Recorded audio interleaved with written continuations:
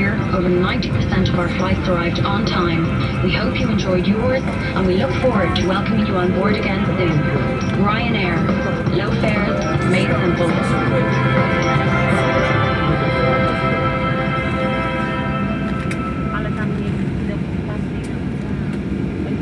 Sejam todos muito bem-vindos ao aeroporto da Ilha Terceira, onde são neste momento 3h30 da tarde. Chegámos com 20 minutos antes da hora prevista. Quero, por favor, permanecer sentados com o cinto bem apertado até que o avião esteja completamente parado, estacionado e o sinal de cinto de segurança seja desligado pelo comandante. Tenham cuidado ao abrir os compartimentos superiores da bagagem, esta pode cair e causar imenso. Uma vez que não faz, se encontra numa área designada para o aeroporto e será fora do terminal aeroportuário. Se procura informações sobre novas rotas de alojamento ou viaturas, por favor, visite o nosso site ryanair.com, onde vai encontrar as melhores ofertas. No caso de aluguer de viaturas, se encontrar mais barato, a Ryanair devolve o valor